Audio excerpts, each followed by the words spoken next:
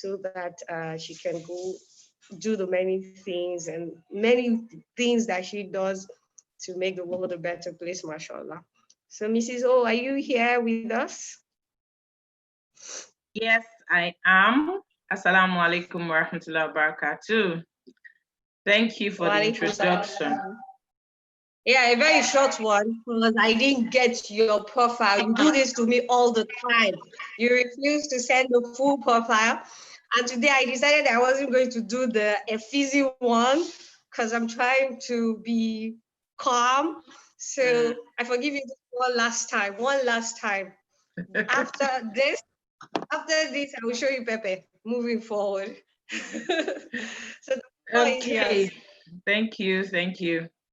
Once again, assalamu alaikum wa rahmatullahi wa barakatuh. It's good to be here, and inshallah we have about 50 something minutes together now. I'm going to be talking to us about how mentees can get the best of the relationship. And when I say relationship, I'm sure we all know what I'm talking about. We're here either because we're mentors or mentees, or we want to be one of the two. And so the relationship is the mentoring relationship. Yeah. So I want to first of all appreciate the organizers, Muslim Mentors Connect, for inviting me to take this session. And I want to appreciate the great work that they've been doing, reaching out to Muslim graduates, undergraduates, and helping them, equipping them with the tools to navigate through life. Jazakumullah khairan, may Allah reward you abundantly. Yes. So how can mentees get the best of the relationship? What are the things that mentees should know? What are the things that they should do? I'm going to start off by defining what mentoring is and what mentoring is not. I hope that we're able to see my screen. Okay, so mentoring is a process in which there are two categories of people in mentoring. There's a mentor and there's a mentee. The mentor is the one who is doing the mentoring, who is giving it out. The mentee is the one who is receiving. So it's a process in which you have the mentor and the mentee build a relationship of trust to continually discuss the mentee's environment and approaches that would lead to success. And this success can be personal or professional success. It depends on what the mentoring goal is about. Again, mentoring is a relationship that involves two parties, the mentor and the mentee, and it's usually about building a relationship of trust to continuously discuss the mentee's environment and approaches that would lead to personal or professional success. So the target person here is the mentee. The intention is to is a helping relationship, and the helper, quote and unquote, is the mentor, while the person that needs to be helped is the mentee. But having said this, we should realize that it's still a win-win relationship for both, because even mentors learn in mentoring relationships. They learn how to mentor better and how to equip people better. Because again, mentoring is not just telling the person how to do what to do. It's just about providing that extra, providing that insight so that the mentee can take an informed decision. So mentors and mentees should see themselves as partners in progress who are learning and discovering together. Now, what is mentoring not? Mentoring is not about gains, material gains, favor, promotion of some sort. Oh, I'm broke. I have mentors, so I should be able to get some money from my mentors. Or I need this. Let me ask no. Mentoring is about development. And we all know that development is a process, it's not an end result. So having a mentor is not the definition of success, but ensuring to make the most of the mentoring process is what makes it effective. Muslim Mentors Connect has been on for a couple of years now, and the organization has done quite a lot in matching mentors with their mentees. But what what we find is that not everybody is making good use of that opportunity. And so mentoring is not an end result. It's about development. It's about the process of growth, and it should not be viewed as a route to favor or material gain or some kind of promotion. It is to learn. It's a learning process, and we have to take it step by step. So what do mentees gain? What do they stand to gain in a mentoring relationship? The first thing that mentees stand to gain is they will have an enhanced knowledge or skills about certain areas, which most likely is their mentor's expertise, and then they'll be able to build the required confidence in those targeted areas. So what mentoring does to you as a mentee, he helps you to gain knowledge. He helps you to gain skills. Everybody here would agree with me that there's a discrepancy, whether slight or huge, between the skills that you were taught in school and the skills that you're going to need in real life. The entire curriculum focuses on academics, math, English, and the rest of them. But in life, you're going to need things like teamwork, interpersonal skills, leadership skills. You're going to need perseverance. You're going to need to do a whole lot of things that nobody ever teaches you in school. So what this means is that there has to be some way for you to catch up on this knowledge or on this skill set. And that's one of the things that you can benefit with mentoring. And of course, this will help you to build the confidence required. Right. Another benefit for mentees from mentoring is it helps you to gain perspective and insight from a more experienced person. It helps you, like I was telling someone yesterday, I said, unfortunately, nobody has enough time in life to make all of the mistakes. So why do you want to make all the mistakes? Why don't you just learn from people that have walked similar paths so that you don't have to make all the mistakes and you don't have to waste all the time in your life trying out what some people have tried out that didn't work? Of course, this is relative, because there's sometimes that you'll be the trailblazer, you'll be the first to try out something, and then yes, you'll be able to hit it. So I am not saying that mentoring is about being a copycat, not at all, but it helps you to gain perspectives. It helps you to gain insight.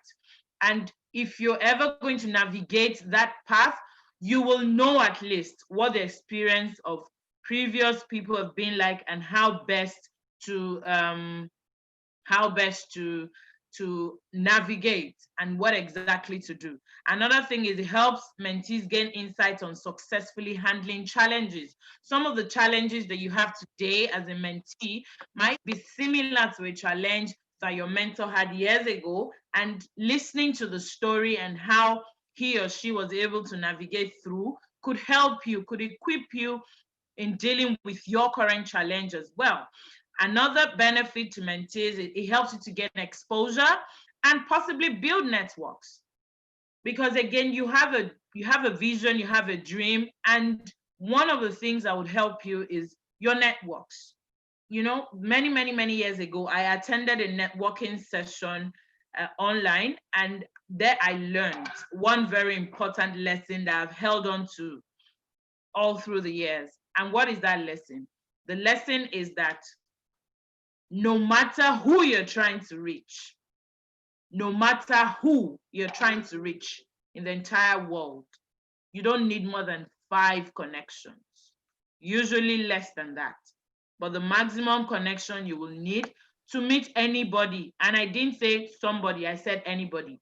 So I know you're thinking, really, even if I wanted to, yes, even if you wanted to meet the king of Saudi Arabia or the president of the United States or the UN Secretary General, whoever you want to meet, you don't need more than 5 connections. That is huge, that is profound. And research has shown over and over that that is true. So what this means is that you have to position yourself and be ready to gain exposure and build your networks through your mentoring relationship. And of course, another benefit to mentees, it helps you to increase clarity around your career path, your decision. We all are on a path in our career, in our personal life, in our professional lives. And at certain points, we'll get to a crossroads where you're trying to take a decision and you just want to be sure, you want to arm yourself with enough information so that you can take informed decisions. Now, a mentor can help you by adding to your like your jar of knowledge on what you need to know to be able to do what. Yes. And finally, mentoring helps you as a mentee to gain insight into navigating through life processes.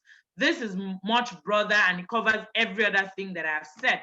Because you see, in life, we're all on a journey. We all agree that how old you were 10 years ago is exactly how old you are today minus 10, and will be exactly, and in 10 years, your age will be exactly your age today plus 10.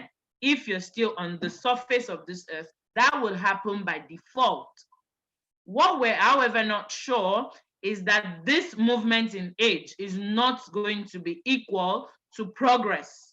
A lot of us, all of us are moving, but most people are not moving forward.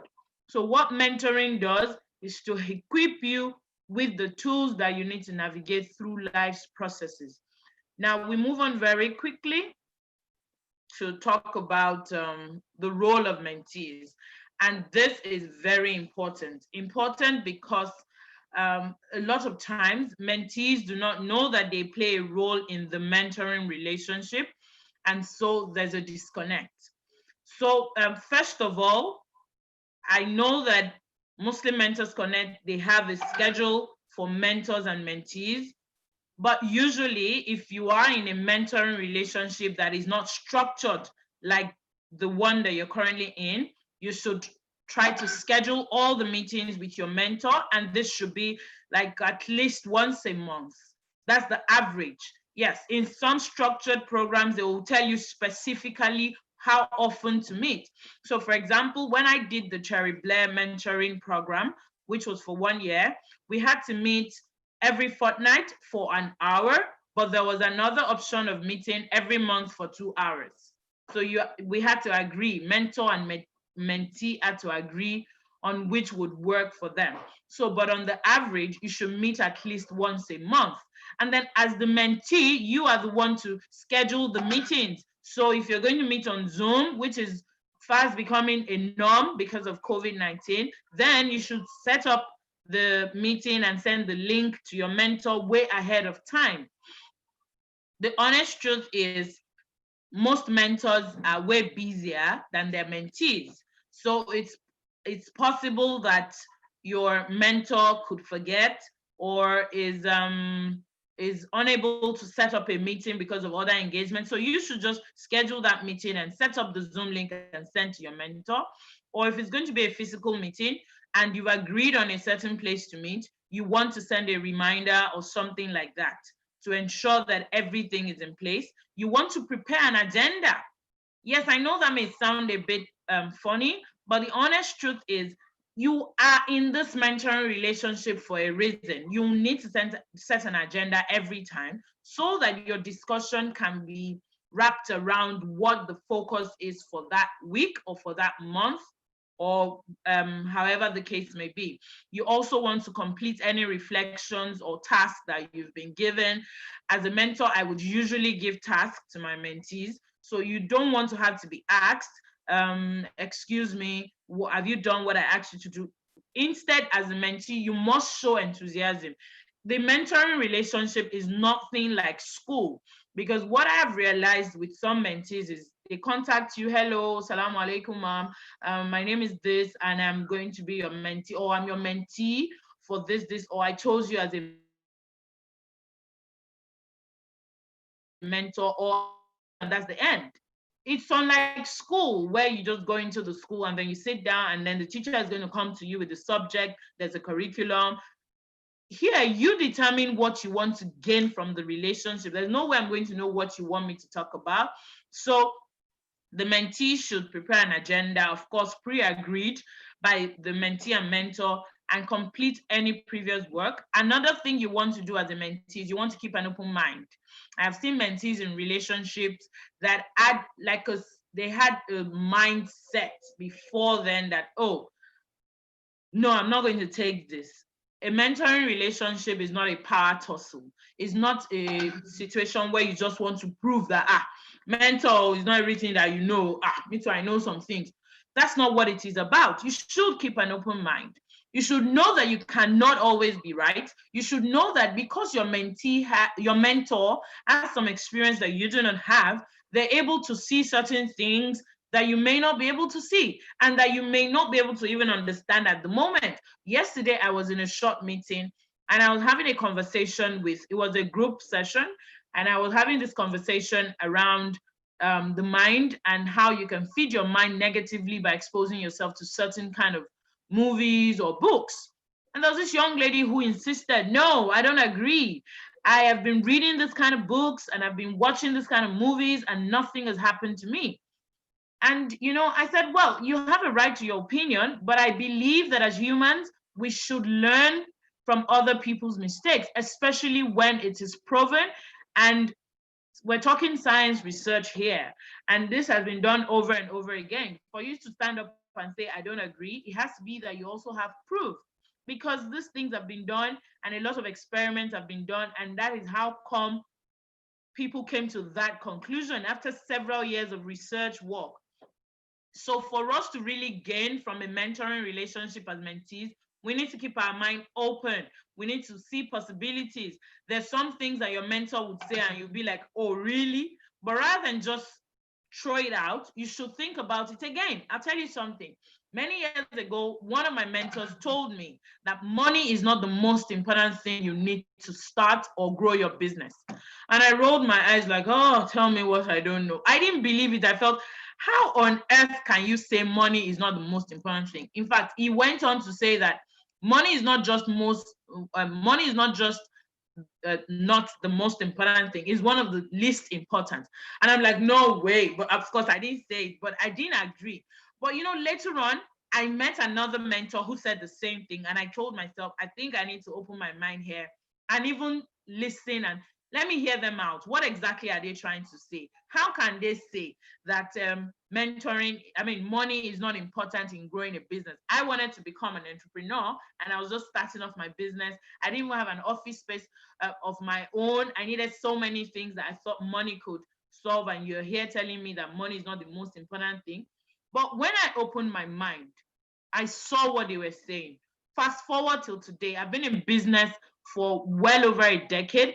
Looking back, do I agree that money is not the most important thing? Yes, I do. I agree again and again and again, 100%.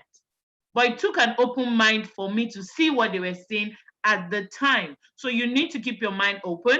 You need to seek and listen to guidance. And then this doesn't mean that your mentors are mini gods.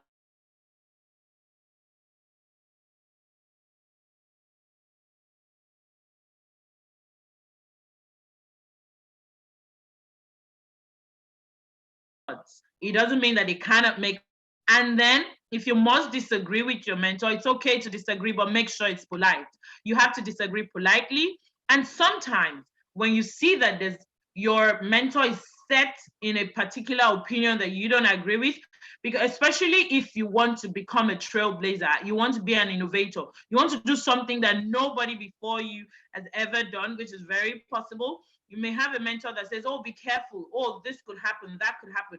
And you feel, oh, okay, I don't agree with this. And I'm very resolute about what I must do. It's okay to disagree, but you should do that politely.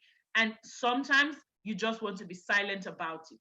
Yes, it's still very possible for you to have a meaningful relationship with your mentor, but you don't have to agree 100%. You don't have to. That is not one of the conditions of getting the best out of your mentoring relationship. But you must still respect their opinion and know that there's a reason why they say what they're saying. The Yorubas will say, and I'll translate, that what this means is that when a younger person or when a child decides to cut down a tree, it's only the older person or the more experienced person that knows the direction in which that tree will fall. So what this means is that you still want to learn from your mentor and keep an open mind. And then finally, in a group mentoring setting, the group will have to decide on the schedule and set the agenda. But most of the mentoring relationships that we have here in MMC is the individual one. Now, I'll talk very quickly about the mentoring life cycle at this junction. So there are 4 phases in every mentoring life cycle. I understand that the MMC mentoring program is for 1 year. And within this 1 year, you're supposed to navigate through the 4 phases. So the phase 1 is where you build rapport and trust. A mentoring relationship, I defined at the beginning, is where you build a relationship of trust. It can't just be hello, hi, and you're passing by. That is not a mentoring relationship.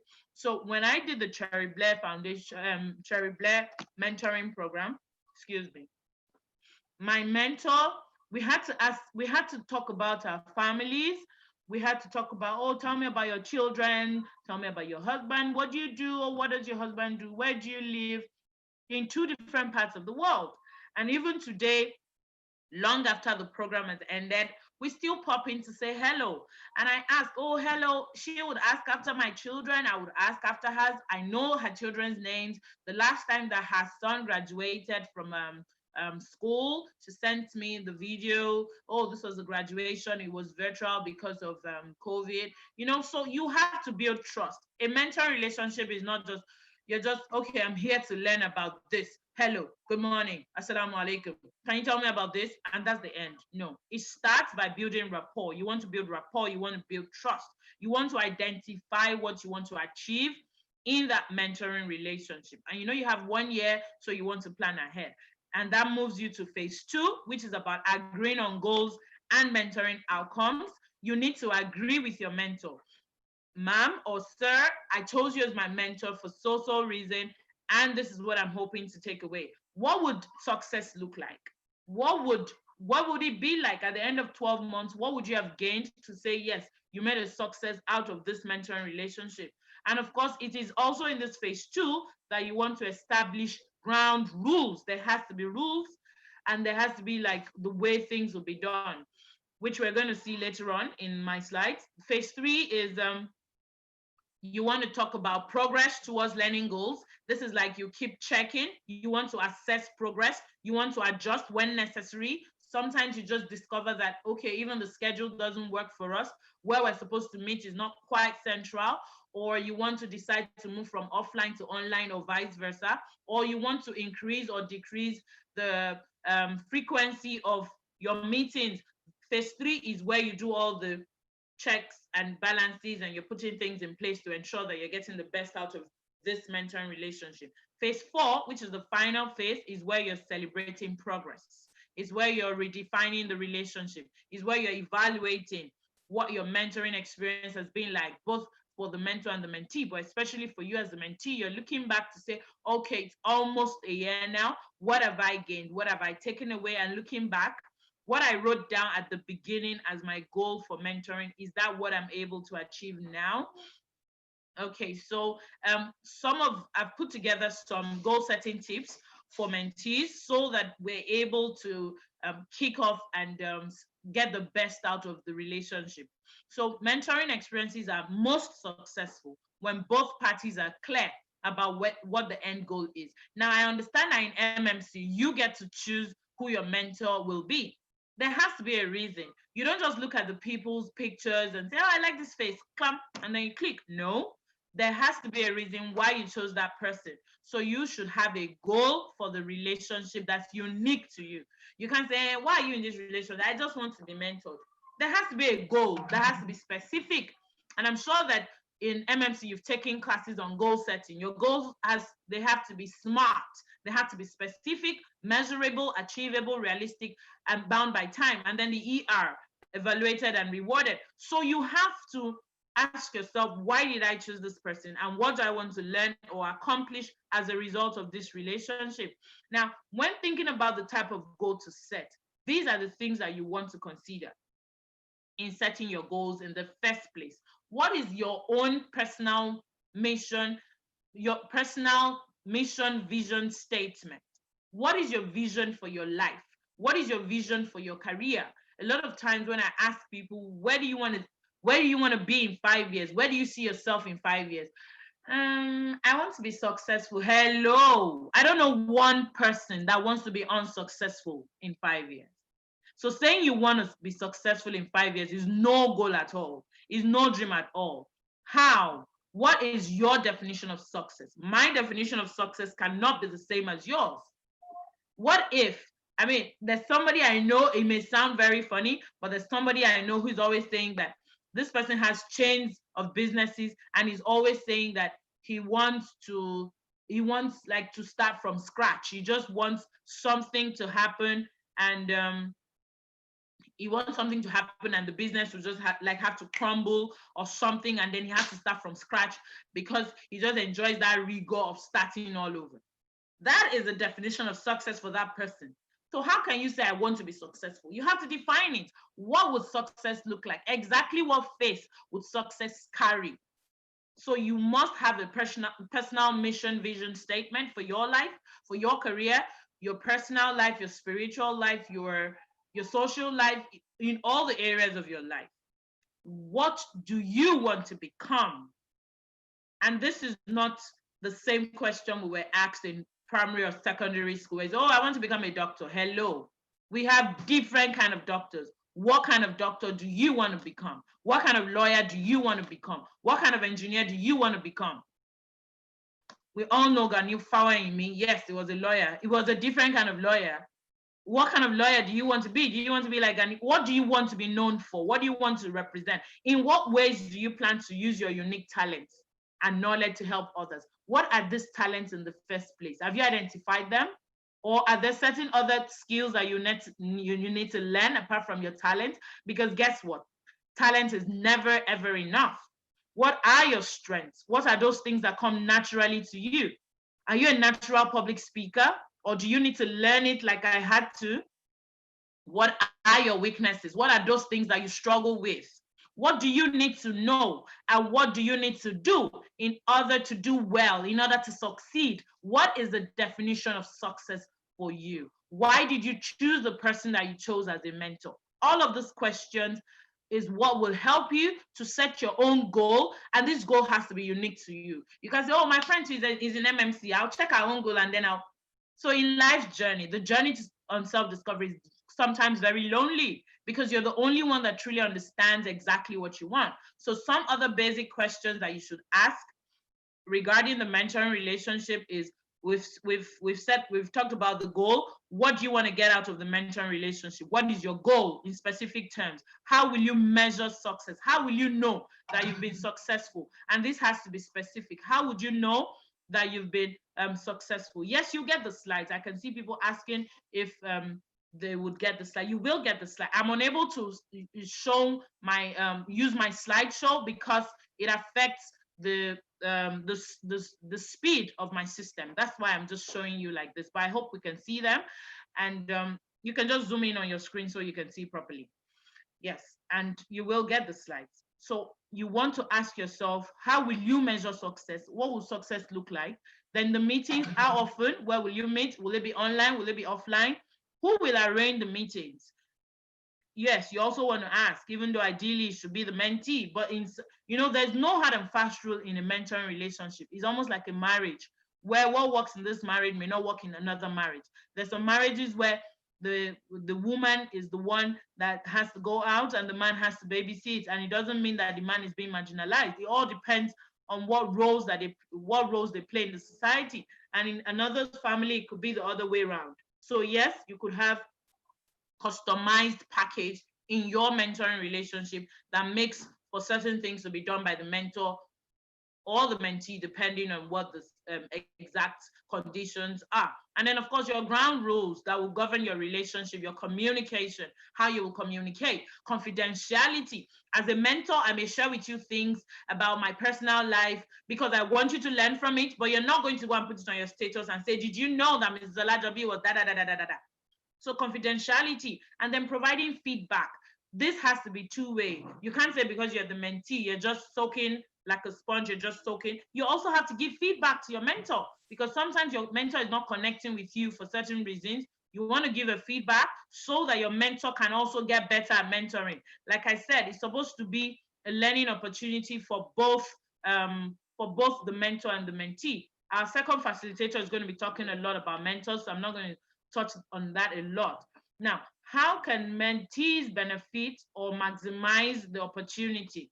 The first thing is this: mentees should set the ball rolling. I've heard too many mentees tell me, I don't know what to do. I don't know how to, I don't know what to say. I don't know how this is going to work. And I say, okay, alhamdulillah that we have opportunities like this. MMC is putting this amazing program together. And before now, I know they've put together a document, which a lot of you do not read.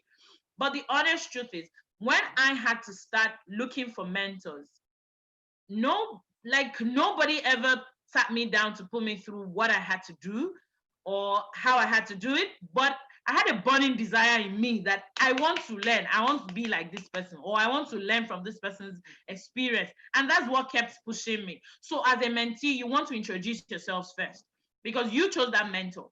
So you want to get in touch. You want to say, Assalamu alaikum, my name is so, and I'd like you to be my mentor, or I chose you to be my mentor, whatever. And then you build trust. Don't be self-centered. Talk about yourself, but also ask about your mentor. So I am an undergraduate, Sometimes mentees will just get in touch and say, Assalamu alaikum, my name is Aisha, and I'm your mentee. And that's all. Okay, and then the mentor has to say, oh, pleased to meet you, Aisha, my name is this. And then what happens? Because you are the mentee doesn't mean that you cannot steer the relation, you can't steer the conversation, you cannot kickstart. You should actually do that. And then you build the trust. Ask, how are you doing today, sir? How are you doing today, ma? I hope you're not too stressed. Your mentor sends you a message. Maybe your preferred mode of communication is WhatsApp. And then your mentor sends you a message at 1 a.m. And then the next morning when you wake up, you see the message and so, thank you very much, sir, or thank you very much, ma'am, for that message. I hope you do find time to get some rest. I saw that you sent the message at this, that shows you care. And what you're doing is you're building trust, you're building rapport. Now, another thing, which is number 3 here, is you have to be specific about what you want. Ask specific questions or requests, especially if it's not a structured program like MMC. So sometimes some people link up with me on LinkedIn or on other social media platforms, and they tell me about themselves and say, oh, I'm really hoping that you can be my mentor. I'm hoping to learn a lot from you. And I say, oh, you're most welcome. I don't know what else. Lesson 1, what will it be about? My lesson 1 may be self-discovery. You may not need it. My lesson 1 may be goal setting. You may have I don't know if you get what I mean. So you need to ask specific questions. You need to ask yourself why you chose that person and tell yourself, these are the things I'd like to learn, or you want to pose it. You have going through some challenges and you want to say, okay, I'm currently this, I'm at a crossroads. I was hoping you could give some advice. That is a specific request. Or you want to ask, how do you manage your time? I hear that you do this, you do this, you do this. How are you able to do all of this to put together? So you've asked a specific question, and then your mentor will respond. Well, if you're ending with, I'm hoping to learn a lot from you. Yes, oh, great, sure, you will learn a lot from me, and that's the end. And so what is going to happen after that? So please lead the mentoring relationship by asking specific questions or requests.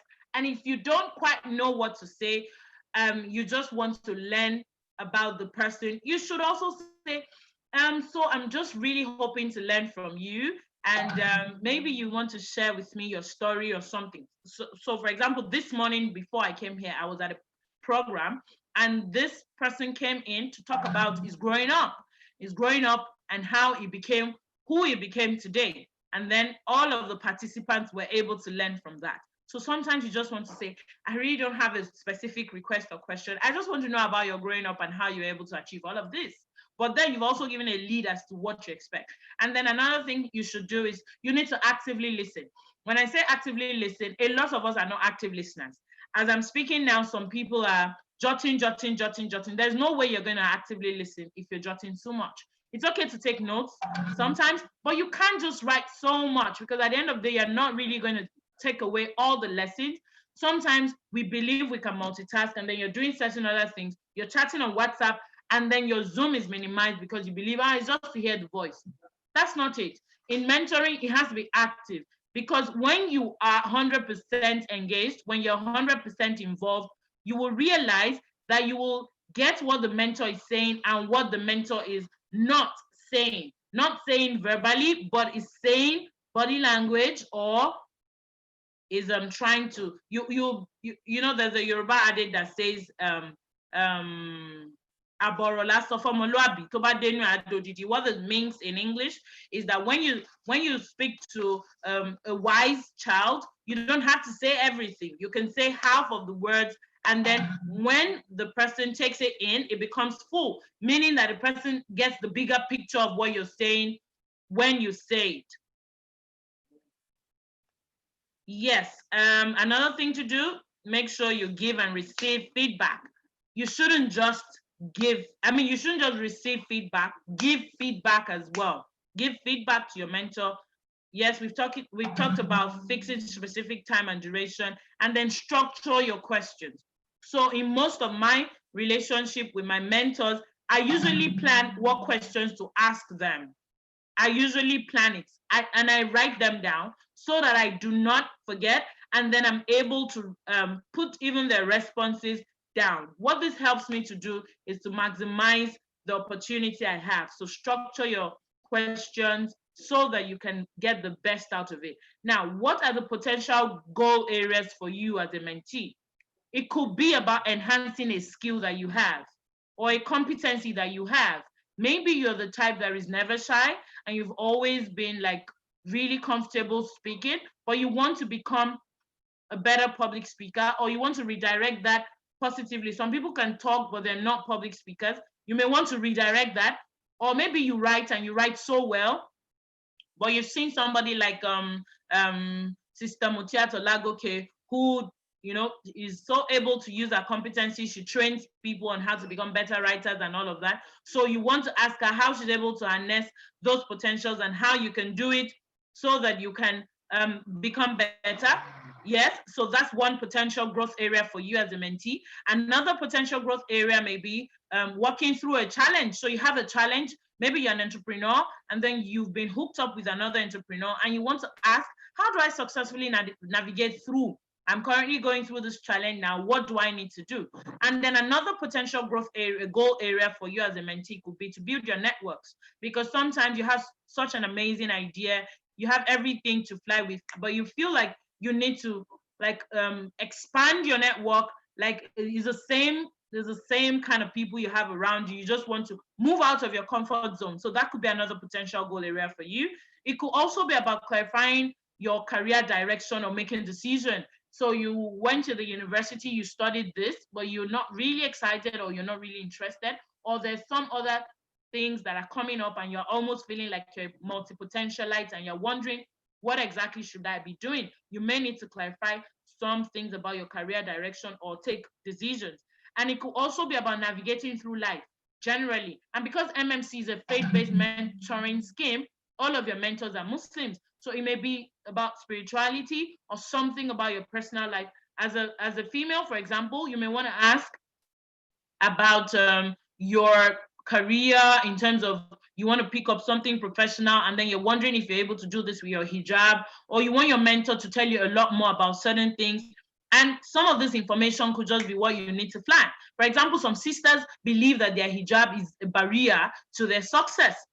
But it's not true. We know it's not true. And we know sisters who are working in a lot of multinationals with their hijab. Yes. I mean, even LBS, as a Catholic-owned institution, we know that there are hijabis who work there.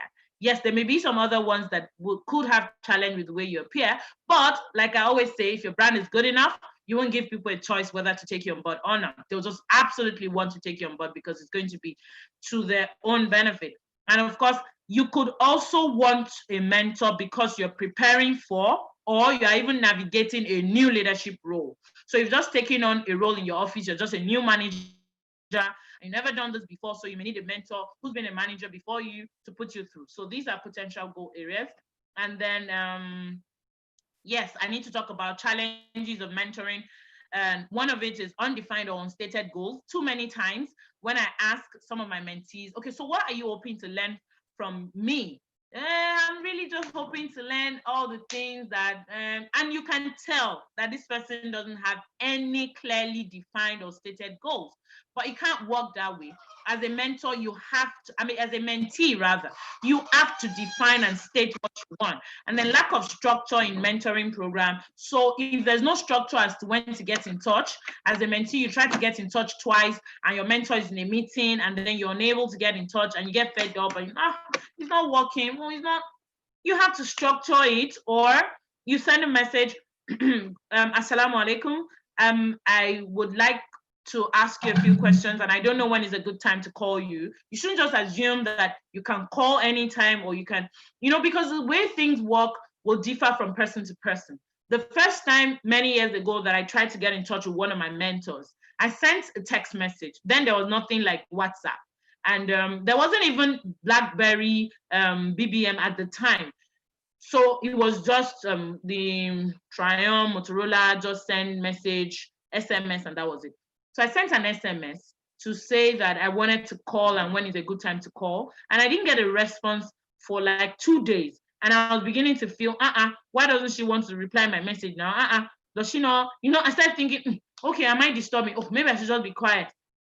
And then something just told me, but you're the one that wants to get experience or something else, you're hoping that you can learn from this person's wealth of experience. Can you send another message? So I sent another message saying that I still await your response.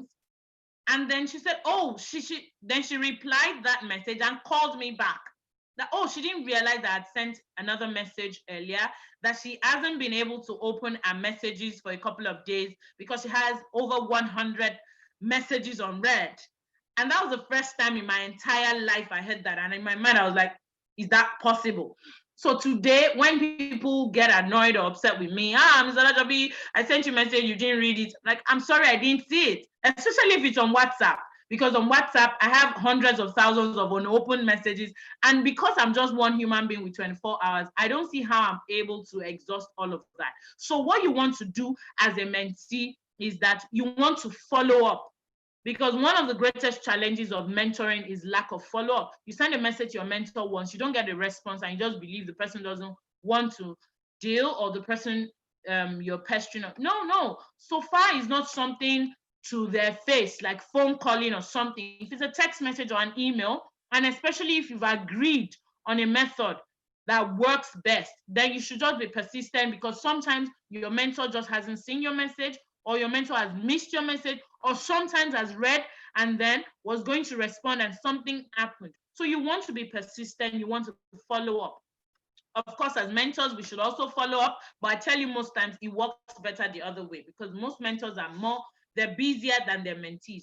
And then another challenge with mentoring is lack of focus on set goals or misplaced priorities. So you have a mentor and you're asking for recharge card money today, you're asking for, I want to travel, and I was wondering if you could support or have this scholarship, I don't want to miss it, please, can I get a loan or something.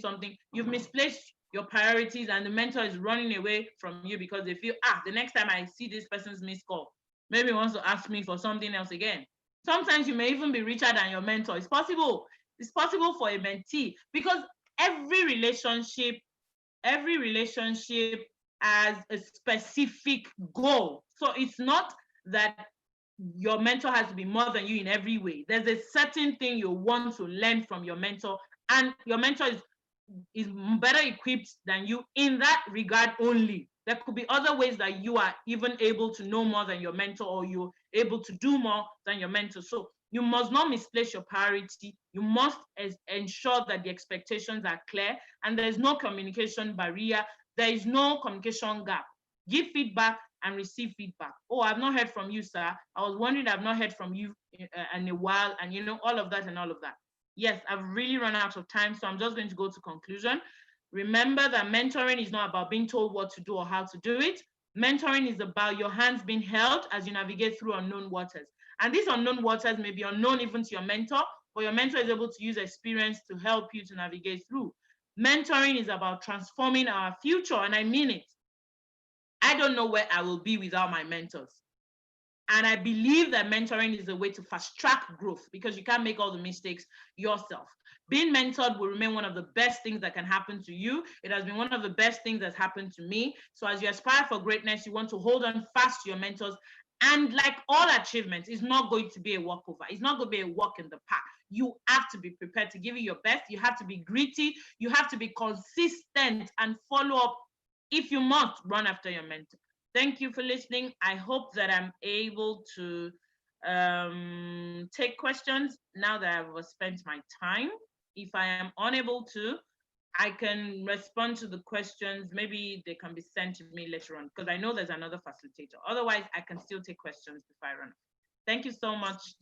Over to you. Jazakumullah khairan. Thank you very much, Mrs. Olajobi, for the amazing content that you've shared with us. The best thing that's ever happened to me is mentorship, and I have you to thank for it. Thank you so much for all that you do and for this presentation that I believe many of us have learned from. Even I have learned from it. And Mr. Leko, please, I want a mentor. I want to apply for the mentorship scheme. I refuse to just be a mentor alone. I want to be a mentee too. I think that's possible because all that has been shared has really renewed my enthusiasm to find a mentor. I definitely need one on this platform. Please give me. Thank you so much, Ms. Olajobi. I'm yet to receive any question from the chat. So if you have any question that you'd like to ask in person, please raise your hand so that we can unmute you to ask it. Otherwise, I would assume that the content was very insightful and quite clear. Okay, so Mr. Wasiu O. Yusuf is raising his hand. Can we please unmute him? I think Ms. Elijah, we can take one or two questions in the 5 minutes remaining, I believe.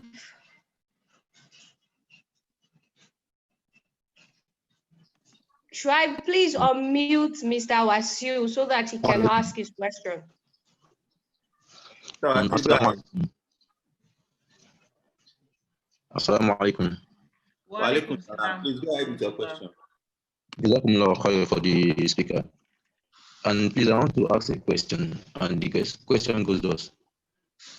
Now, in the case whereby a mentee is trying to force his own perfection or his own idea on the mentee, and seeing the mentee's opinion as not being okay enough, but want to try to convert the mentee's kind of opinion onto his own, what could a mentee do in that kind of situation?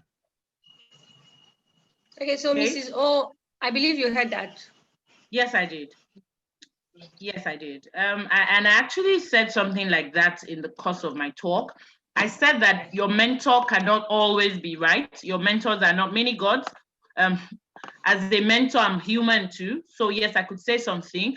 And if you have a situation where the mentor is trying to impose, so in the first place is wrong. No mentor should try to impose. As a matter of fact, maybe because I'm a counselor, I know that you can't even tell a mentee what to do. So when mentees come to me and say, Mrs. O, I have this and this and this option, please advise, which one should I do? I would never tell you what to do. I would equip you with the information required to take the right decision. And that is what mentoring should be about. But if you have a situation where a mentor is trying to impose an idea on you, then you should politely disagree. Or if you're unable to even show that you're not in agreement with it, it's okay. I mean, you don't have to take that decision. You know what is best for you, especially if you're so convinced about your vision.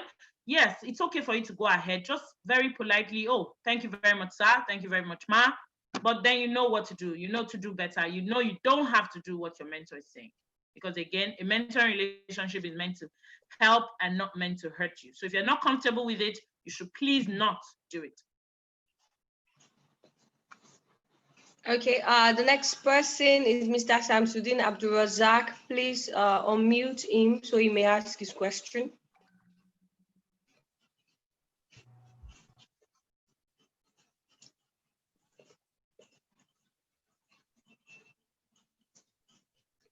Mr. Samsudin, please unmute and ask your question. All right. Assalamu alaikum warahmatullahi wabarakatuh.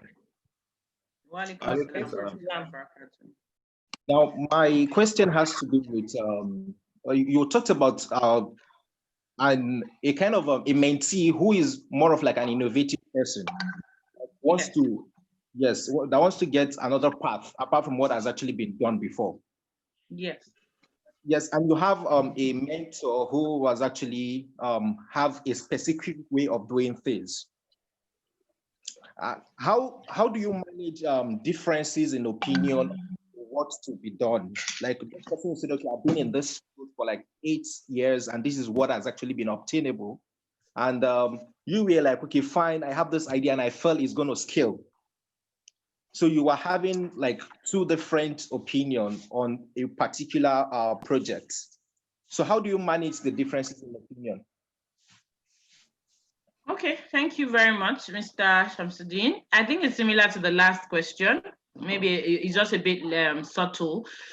So if you have a difference in opinion with your mentor, and that's very possible, you're both human, it's still okay. If you're convinced as to what you have to do, please go ahead and do it. Because you see, life is pain. It's either pain on the path to what you want to achieve, on the path of achievement, or pain of regret. You don't want to ever say, oh, if only I had done this, but it was my mentor that said I shouldn't do it.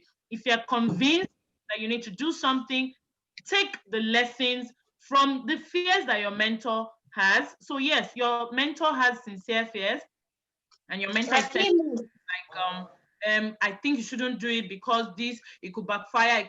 So take those lessons, know them, harm yourself with it. That, okay, it could backfire. If it does, what am I going to do? What's my plan B? But go ahead, convince yourself that you need to do it because you want to be a trailblazer. But take the lessons. Don't do this blindly. Don't just be, oh, because I must do this, I must. So you have to be balanced.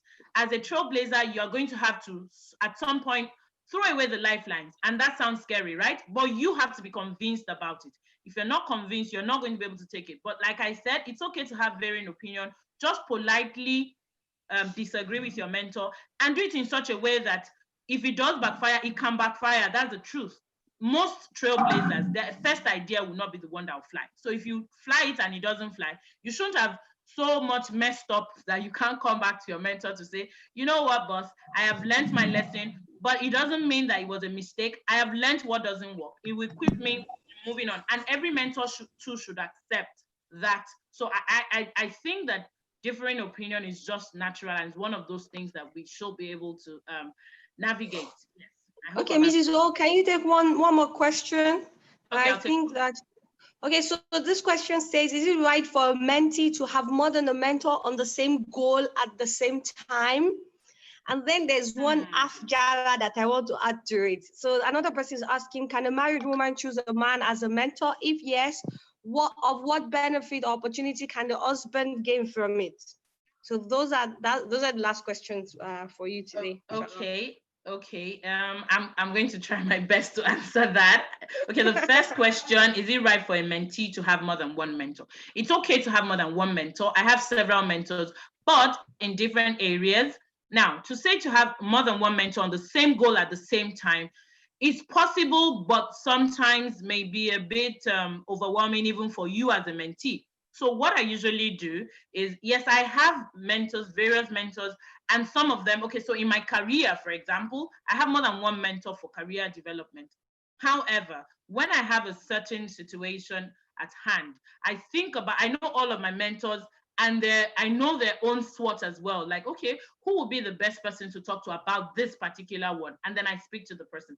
But there's been certain times that I spoke to one person, I felt, okay, let me get another opinion from somebody else. So yes, it's possible, but you want to be sure that you're not getting overwhelmed. I would say that I have become an experienced mentee because I'm also a mentor. So when you want to start your mentoring journey as a mentee, it may be safest to want to focus on one mentor on a goal at a time.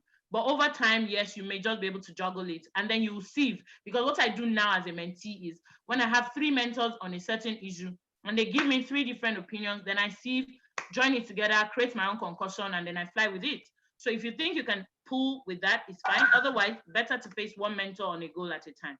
Now, can a married woman choose a man as a mentor? So it depends. There's no right or wrong answer to that. But I'll tell you what my personal opinion is. I believe that it's always best to choose mentors who are the same gender as you is safer, because we're Muslims and we don't want to get ourselves into situations that may become a bit uncomfortable later on. But does it mean that I don't have mentors that are men? No, I do have, but my very close mentors that we build a very good rapport and that we're able to discuss very wide are females. But I have male mentors that I discuss certain other things with, but we're not as close. So it's better for a married woman to make your primary mentor or mentors same gender as you. But yes, you can have a male mentor doing a few other things, but not in a very close relationship. That's my opinion, and that's what has worked for me. And then, of course, I also don't actively mentor males. So I hope that helps. Okay, that's loud and clear. Mr. Latif Sonny, we don't have more time for your question. If you have any question, you can send it to us on the MMC platform. We will get it to Mrs. Olajobi because she has to rush off to go be awesome somewhere else. Jazakallah khairan says, as always, thank you so much for this beautiful presentation. I believe that we'll get the slides to share. Yes, inshallah, I will send it. Inshallah. Okay, please do. So for all those asking for slides, you will get the slides, inshallah. Thank you. So we move on to the next speaker. Mr. Shoaib, are you there? We move on to the next speaker, and we would be taking Mr. Wasiu Babalola, PhD, now for his presentation. I am asking if, I don't know what profile is using. Okay, I think I've seen your name, sir. Okay, so before you start, please permit me to read your citation.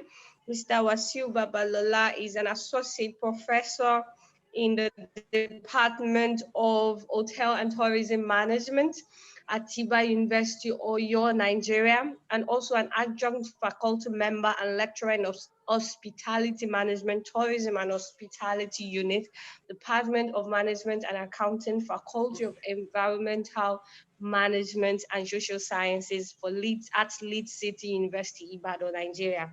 His teaching interest is currently centered on postgraduate studies in hospitality, tourism, and marketing programs. Apart from academic roles, Mr. Babala is involved in a number of hospitality-related consultancy projects, such as membership of the International Management Council of Continent Worldwide Hotels, Turkey, where supporting the brand's expansion into Africa, where he is, while supporting the brand's expansion into Africa. His work continues to contribute to policy and decision-making in the industry, socio-economic and manpower development of the hospitality and tourism industry, as he currently sits on the International Branch Committee of the Institute of Hospitality, United Kingdom, Nigeria National Branch. As its honorary vice chairman and chair, CPD, apart from being a member of the Nigerian Hotel and Catering Institute. Dr. Wasiu is an alumnus of the Lagos State Polytechnic, a 2006 PhD in Hospitality Management graduate from Sherwood University, and PhD in Forensic Accounting and Audit from Charisma University, with further qualifications in catering and hotel management, marketing, corporate strategic management, and French, amongst others. He is a certified professional of the Financial Report Council of Nigeria and an undergraduate of law. Wow. Okay, I could go on and on because this is one very long profile, but so I will stop here and have Mr. Wasiu go on with his presentation. Welcome, sir. Assalamu alaikum wa rahmatullahi ta'ala wa barakatuh. Wa alaikum salam wa rahmatullahi wa barakatuh. Thank you so much, and thank you, MMC, for this opportunity.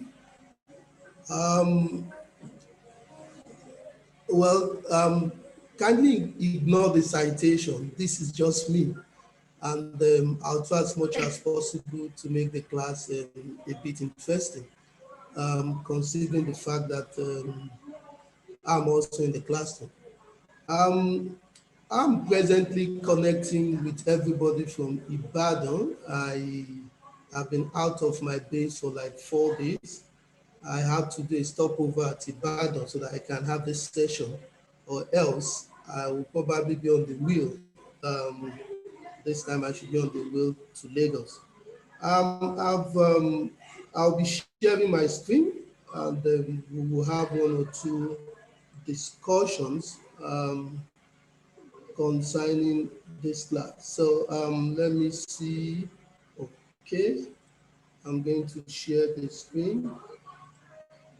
Okay, I hope everybody can see my screen.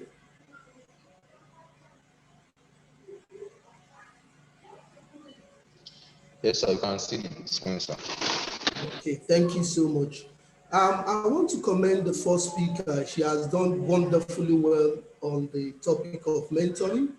And even though this, my session is on what mentors do, I will want to also implore all the mentees to also be part of this, because sooner or later, you will all be mentors in your own style. I want to thank her specifically because I'm also able to learn one or two things about mentoring. First and foremost, I am also a mentee, and I have my own mentors, and also I'm still mentor to one or two or three few people.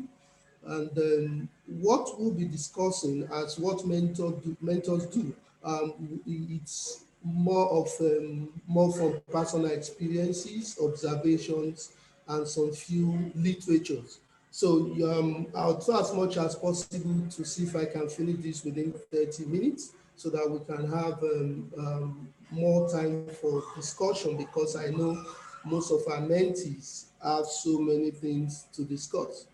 So I just want to look at this. Who is a mentor? Just like in the Webster dictionary says, is a trusted counselor or a guide. Although in some textbooks you see it being defined as someone who helps you with your career, specific projects, and general life advice out of the goodness of his heart. Now, what means that a mentor necessarily don't have to be paid, and that it comes from the goodness of its heart. So it is free will, and we need to understand that as mentors are doing it free will, and because they are doing it free will, they see it.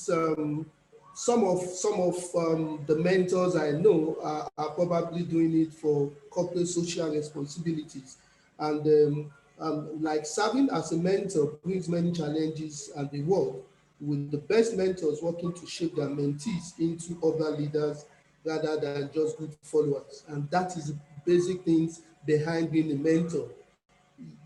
The real thing is, as a mentor, we have to create a better mentor from our mentee.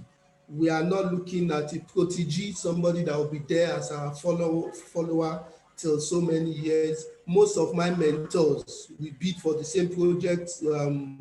They invite me for their projects, and that doesn't stop us, because, and in fact, yes, I could remember when I moved out from paid employment fully, that I want to be on my own. I approached a very senior colleague who has retired but not tired. And when I told him I wish to pick him as my mentor, he said, Bags, I'm a busy person, but don't worry, take this book and then go and read and get back to me. And that has been our basis. And now we bid on the same project, we compete. Even when he has issues, he calls me back, what are your opinion on this? And that is what a mentor it's all about. A mentor is someone who is willing to give his heart so that I can build a better person, a better mentor than he or she will be. So I decide to bring this up for us to understand what is mentoring and what is coaching, because most of us mentors, we seem not to we seem to get maybe emotionally or any other reason into our mentees, and we often cross the line of being a mentor into a coach, but they are two separate things. I'm going to pick on keywords. That's why I brought this up. Like mentor conceits its long-term, at least relationship that focus on supporting the growth and development of the mentee. That is key. And what you are sharing is your wisdom, your teaching, and your support. Unlike coaching, coaching is much more structured and is often short term, and is meant usually to correct a particular ill, at least a particular shortcoming in a person. And that's why when you see a coach of a football team, he tries to correct the ills of the players so that they can be better players. But in mentoring, it is not all about correcting. It is all about using our wisdom, our understanding, and whatever support we can, because the decision is always that of the mentee, not that of the mentor.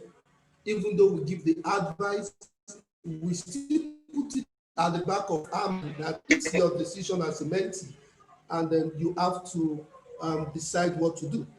But to close this page, we need to understand that both mentoring and coaching offer incredible valuable developmental support. However, the difference is just the high level of guidance and long-term development in mentoring that we don't tend to get when it comes to coaching. So putting that at the back of our mind, we now understand who a mentor is, what is expected of us as mentors. We are not ordinarily or necessarily teachers. The way I behave in the classroom is not probably the way I behave with my mentees. They are separate things. In the classroom, there are curriculums you have to follow. There is a timeline you have to follow in delivering what you need to do. But when it comes to mentorship, it's something that has to be agreed. In the classroom, in coaching, I can take 100 students at the same time, the same way.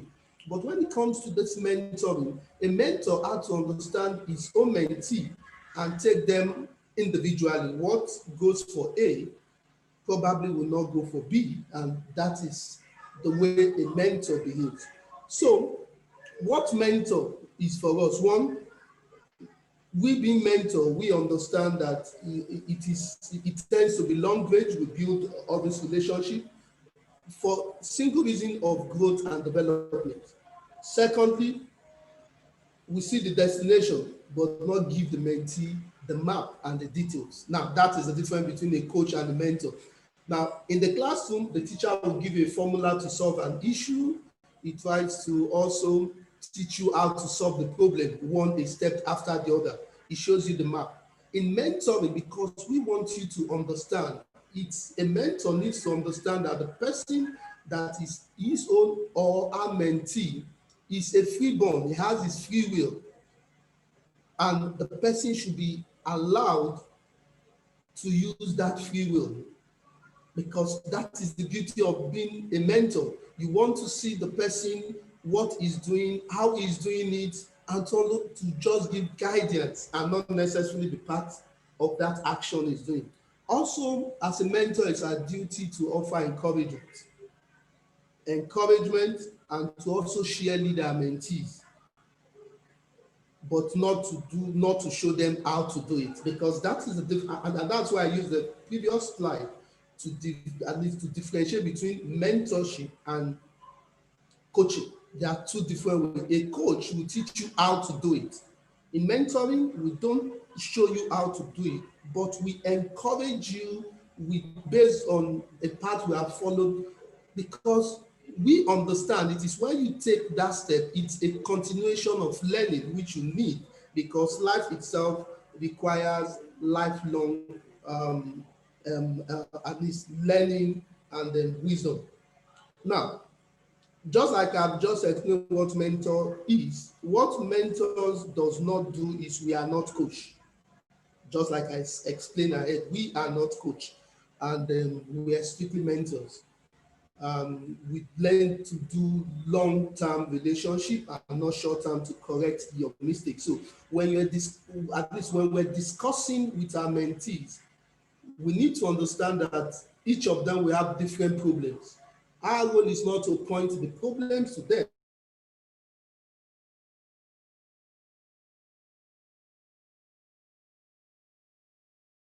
To us. Secondly, we do not function as an advocate of our own organization.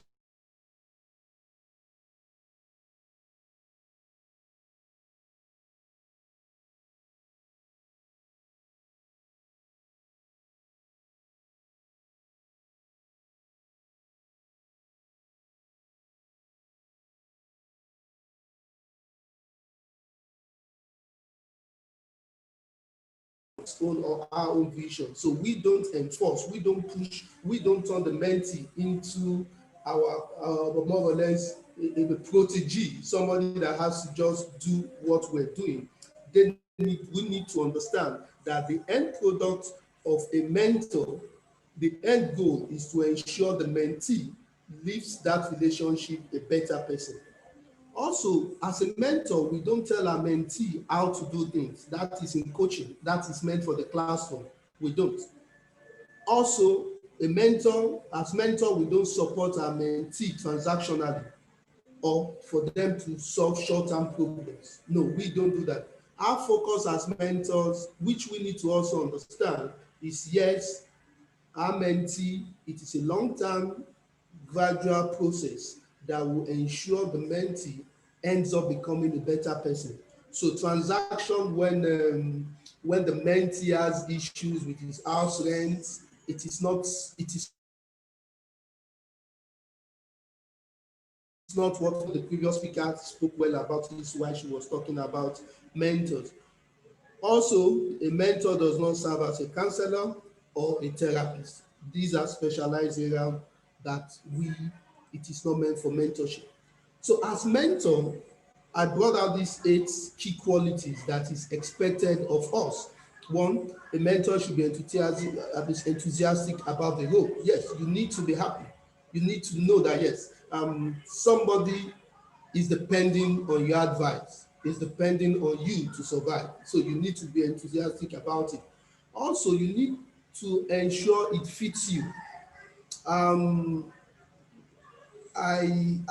Even as of today, I'm still a mentee to some people. I have so many mentors. And over time, we will also understand that even the fact that you are a mentor does not mean it ends with you. So you need to ensure as a mentor, you have to it fits into you. Fitting into you means when I'm with my mentors, I realize I need to play the role of a mentee to my mentors. Now, when I'm with my mentees, I don't need to also wear that shoe of a mentee. I need to understand as a mentor at this table, I am now a mentor, which is key. Another thing, another quality is the value of learning. Mentors value learning. Value learning is a mentor is not a know-all person. We don't claim we know all, and mentors are not meant to know all. We understand we know some, and also a good mentor learns from his mentees. That is the key word, and that's something I've learned from most of my mentors.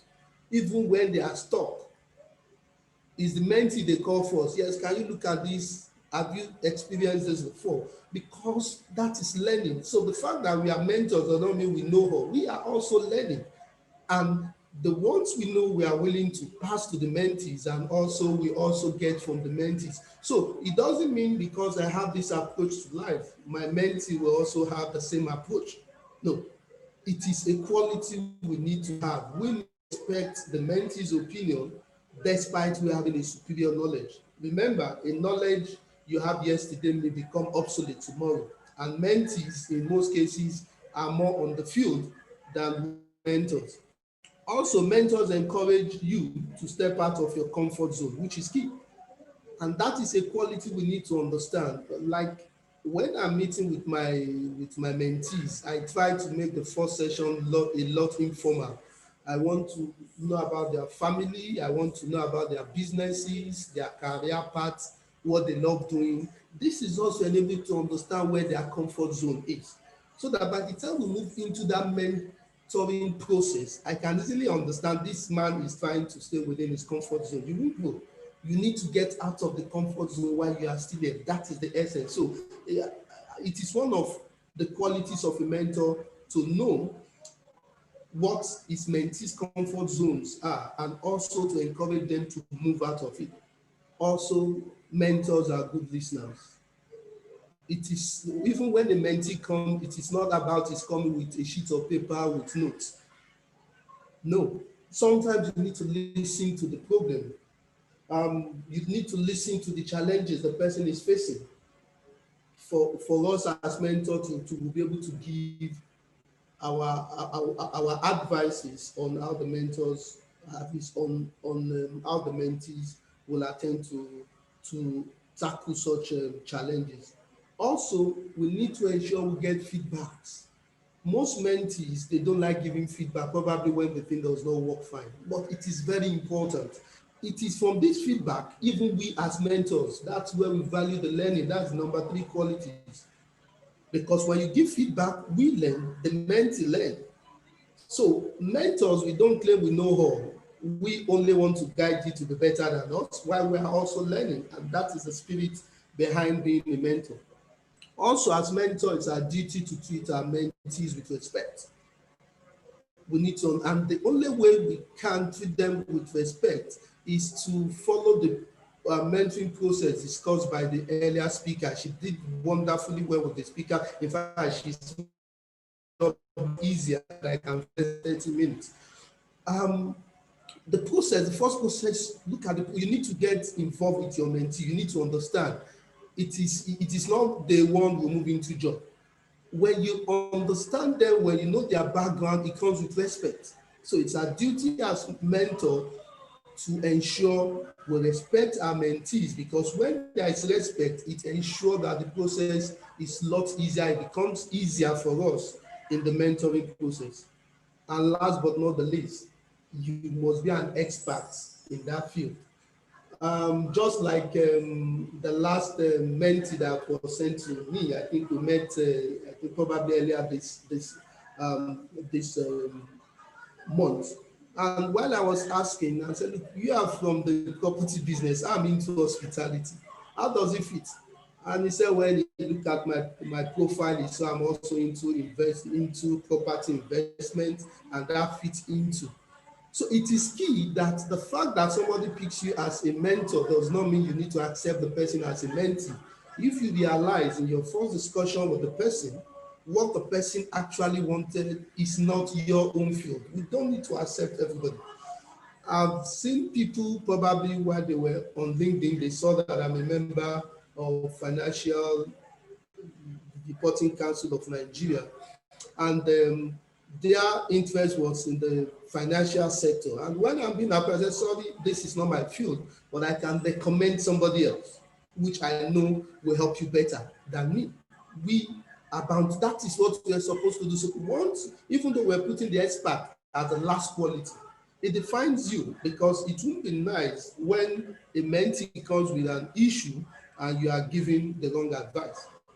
So based on that background, what I've done in the last 4 or 5 slides is just the background for us to understand our role of a mentor and to try to differentiate our role as mentor from being a coach or from being a teacher or from being a lecturer. It's more or less interwoven, related, but it's different. So let's quickly look at what mentors do. So I'm going to be discussing this with pictures, because from the classroom, I understand when you want to get attention of your audience, do more of pictures than writing, then the two of you can flow. The first thing is, as a mentor, we need to establish rapport with our mentees. Even though it's the mentees that do connect with us, and it's very important we schedule the first session to have the rapport. And what we need to discuss in this rapport is to get to know each other, understand, let the mentee understand the kind of job you have, the timing you have for them, and when you think it's comfortable for them to connect with you. I know some of my mentees, I keep telling them, when you call me once I don't pick your call, send me a message. Don't bother. It may delay, but be rest assured within 24 hours, I'm going to reply to your chat. And in most cases, I reply midnight before going to bed. So, and these rules of engagement is via rapport. We can achieve that as mentor. Secondly, we need to build trust. We need to build trust so that the mentee will be able to respect us, respect our opinion, respect our advices, and respect our time. Now, we can only build trust if the first stage, which is the rapport, is lots better. Now, I'm trying to explain our role as a process. So it is our role. We need to build the trust so that when we tell the mentee, when we try to share our experience, they respect that experience and say, yes, I think I trust this piece of advice. As mentors, it's our duty to ask questions. We need to. Asking questions shouldn't be that of the mentees only. I learned this from one of, I think, the first mentor I picked after I pulled out from paid employment to be on my own, Alhaji Bankole, who happens to be the first indigenous general manager of a 5-star in Nigeria. He has been well celebrated. And whenever I go to Alhaji, I'm always with my piece of paper, my pen, because that is his style. Alhaji can give you 1,001 thing in 2 seconds. Sometimes if I'm not with my pen, I seek his permission to record our conversation so that I can pay attention to him. Because sometimes when you write too much, your mentor may think you are not paying attention, and the trust is already diminishing. So sometimes I just pick the pen to take some jottings, and I say, sorry, hope you don't mind I do this recording. And I realize before he does the talking, he asks questions. Yes, how has it been? What has happened to you in the last 3 weeks that we met? And by answering those questions, as a mentor, he was able to give me much more than I bargained for. So we don't leave issue of asking questions to the mentees. As mentors also, we also need to ask questions. And this will enable us to get the necessary feedback we need to get. Importantly, we need to listen. I have had session with some of my mentees who are older than I am. And what I do in most cases is to listen. Sometimes by listening, I'll be able to get the solution, the advice I need to give from their own utterances, and that's where the solution is. Because every mentee is different. And that is one thing we need to understand as mentors. We need to listen. We don't have to say because we are masters of the profession, then we need to push everything to them. No. Just like among the qualities that I said, it's mentors need to value learning. By listening, we are also picking 1 or 2 things from their own shared experiences. Keyword, we need to keep confidences. And this also relates back to the building of trust. It's something that builds. It means whatever I have, whatever is being discussed between you and your mentee stays with you. Even if the next mentee is his brother, stepsister, uncle, they are even same blood, you don't need to discuss that. And by keeping your discussions with your mentee in confidence, it builds the trust so that they can discuss and share so many information with us, so that will also help us in ensuring we give the necessary guidance to our mentees. So it's our role as mentors to ensure we keep whatever we relate with our mentees with utmost confidence. It is very, very important. we need to always be there, but you can see with limitations.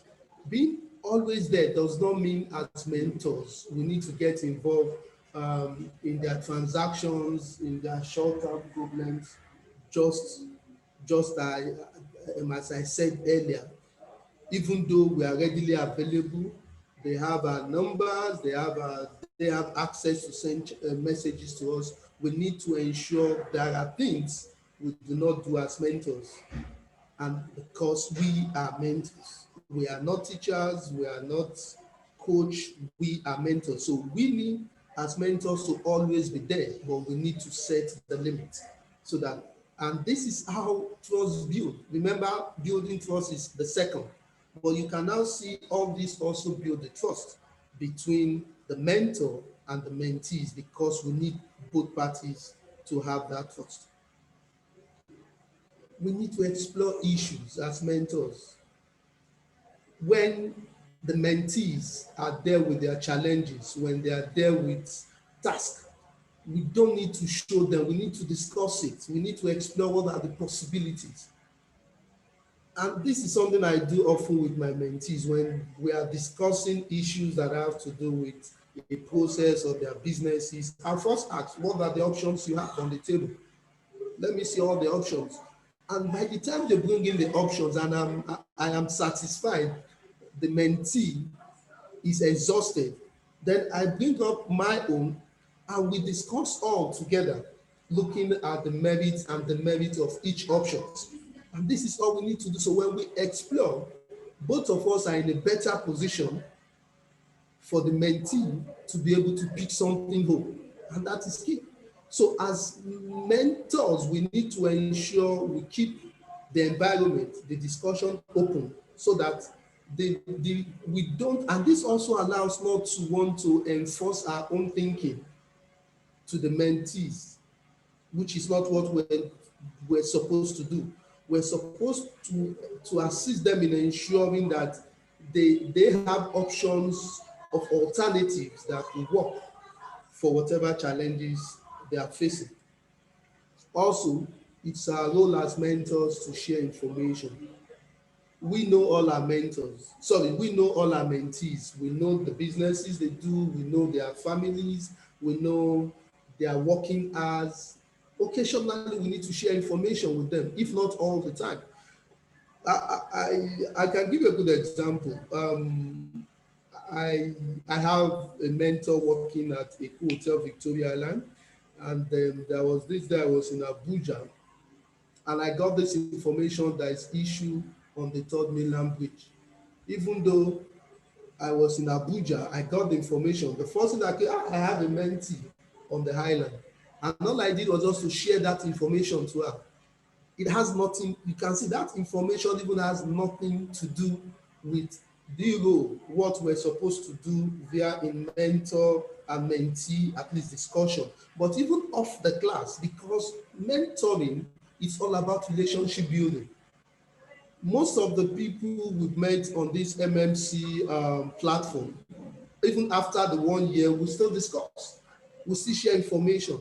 So this is key. We need to share information with them. When we realize those information are important, particularly to their health, to their well-being, to their safety, and particularly to the business and the reason for having that mentoring in the first place.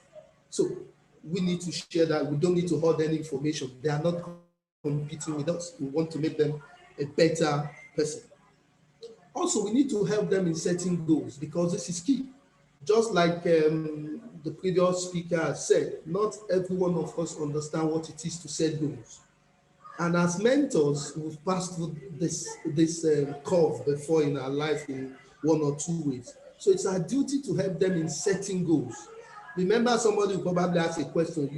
Yes, as mentor, you are not to do it for the mentee. But when it comes to goal setting, we need to direct you on how to set goals, but not to set your goals for you. So as mentors, it's your duty to help them when you realize no goal has been set before the commencement of that mentoring process.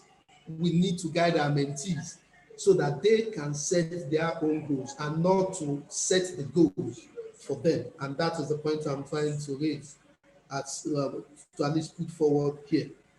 Also, it's our role to help them to make the plan, because understand that we have, just like we pass through the curve, and by setting goals, you're already putting the person at a position where he can now put a timeline on all this. And by setting the goals, it also helps you as a mentor to know whether you are meeting with your obligation as a mentor in the mentoring process.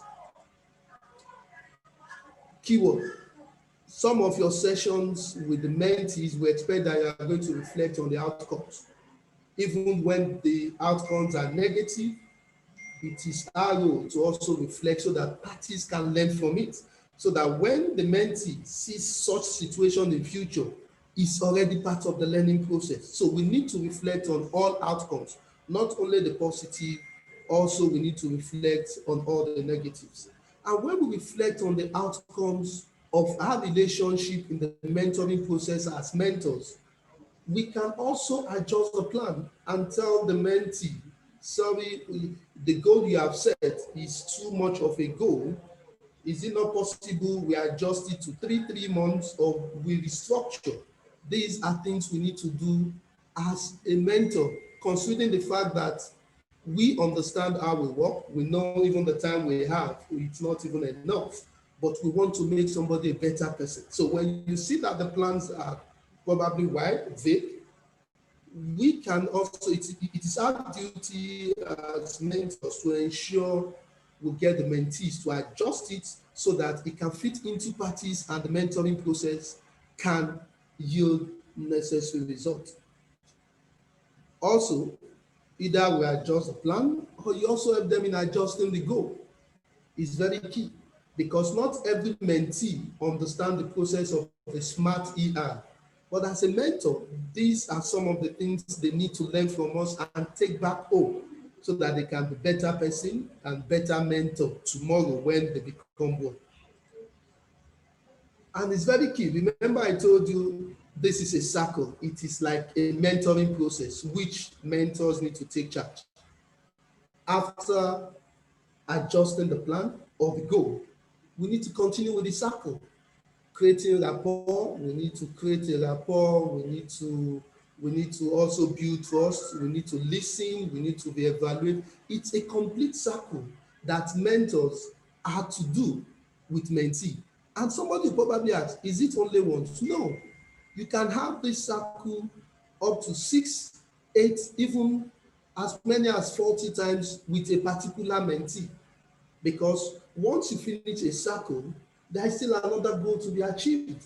There is still another thing to be taken care of, because as you are achieving a task with your mentee, it leads to the commencement of another process, another challenges in the life of that mentee. So just as we've said in probably the last 30 minutes, and as said by the earlier speaker, mentors are an important part of personal and professional development. They are guides through times when people need someone that is able to point them in the right direction. Good mentors are enthusiastic people enjoying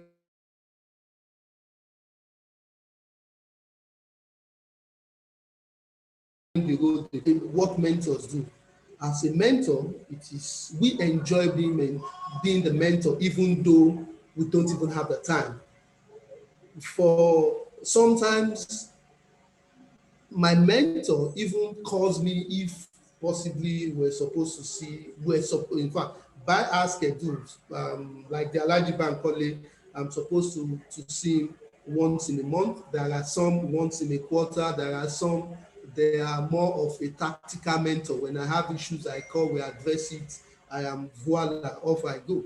But when I miss classes and probably I am out of Lagos, I have to send him text messages. Sometimes he calls. Yes, I just want to be sure you are fine. It's been a month we've not seen. Yes, I'm missing you. Because we build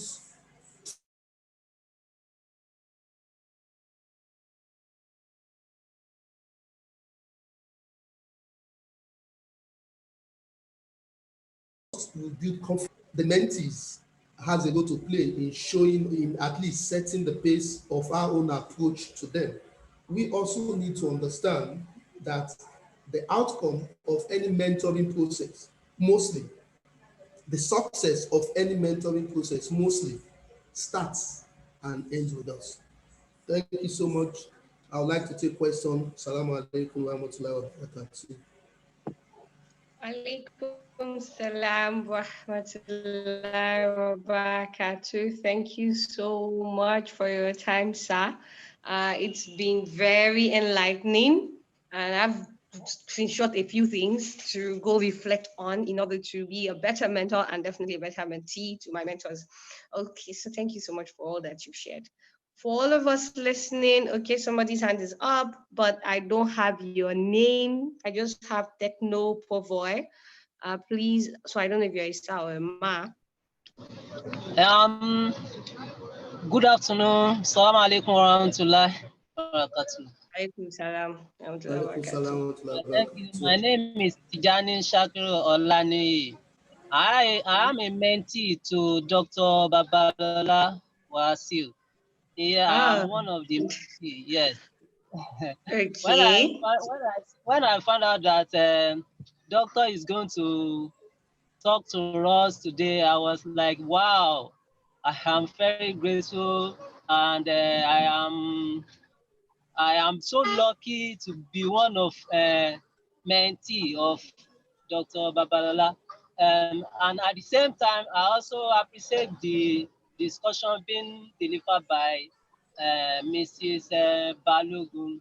And I want to make a request. Olajobi. Okay, Mrs. Golajobi. Olajobi. Okay.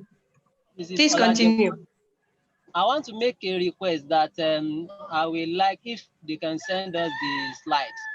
And that is just like that. I don't have any question for now. So far, my mentor is there, so I am very Okay, so grateful. you just came to shout out all of us with your mentors. Okay, noted. Thank you. All slides will be shared to everyone who's attended. I believe we'll send it via email or just drop it on the MMC platforms on WhatsApp. So either ways or both ways, you will get the slides, inshallah. Thank you very much, Mr. Shakara.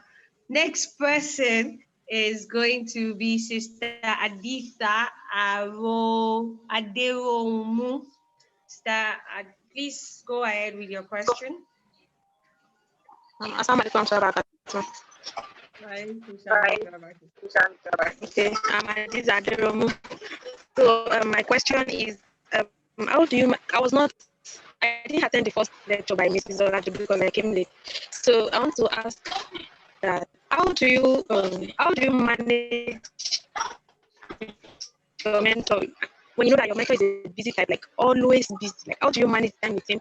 How do you connect? Because you know this person is always busy. So how can you achieve that mentoring process within that? If your mentor is always busy, is that what you asked? Okay. Yes. Okay. Dr. Babalola. Okay, thank She's you, asking Sister how Adiza. does she manage the relationship if the mentor is always busy? Okay, thank you, Sister Adiza. I can tell you, most of my mentees will tell you, doctor is not even on ground, and that's the essence of the rapport. At the first session, we need to set people. And two ways. Let me first approach it from the point of the mentors. Thank you, my brother Tijani, for the encouragement. What I told him when we first met is, look, I'm busy, you may not get me, but in case you miss me, and it's very important, I had to give him the number of one of my assistants who happens to be my personal assistant at the office. And I told him that, look, in case you can't get me, pass the information if it's important to her. I'll surely get that information and get back to you. These are ways mentors can manage that timing. Now, as a mentee, I'm sure this was discussed extensively by the previous speaker. And I remember she saying, even though the mentees had to set the meeting, set the tone of everything, it is important that during the first session, you are meeting your mentor, that you understand how the mode of communication, how we prefer to be communicated with. So once you understand all this, the issue of I am too busy will probably not be there, because we will have given you a commitment. This is how we can communicate, when to communicate, where to communicate, and the form of that communication. But for the mentors, just like I said, if you realize that you probably have issues with your phone, you can do like I've always been doing. I'll give an alternate number in case it is that important, which I've done to my mentees, is to give them my personal assistant number. So in case you can't get me, it's urgent, pass it to her. They have a way of getting me outside the official line. I hope that addresses your question, ma'am. More than enough. More than enough. Thank you very much, sir. Please note that, Sister Lisa, what you missed in the first session is a whole lot, and I'm very happy that Dr. Babala did a very good summary of that. It is just good form for you to come early for some of these things, particularly because there's so many things Ms. Olajobi shared that you have missed.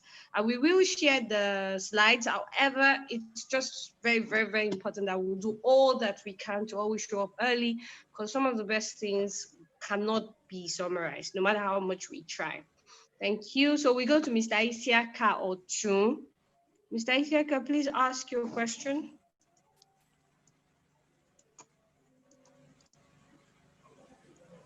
Please unmute and ask your question. Is he still there? Okay, Mr. Zakaria Yunus, you are up next. Okay, Assalamu alaikum wa rahmatullah.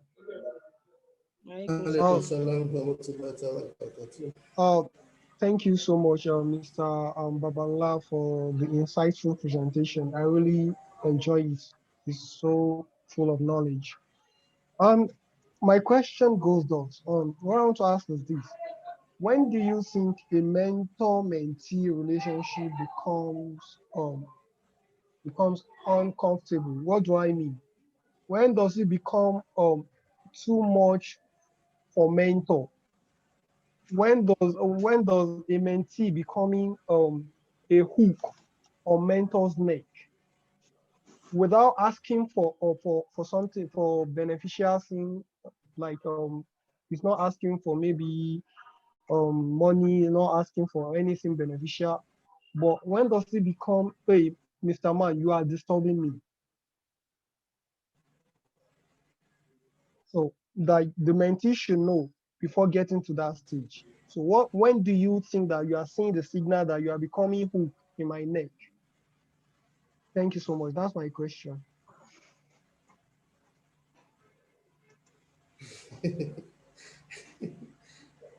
Can I address?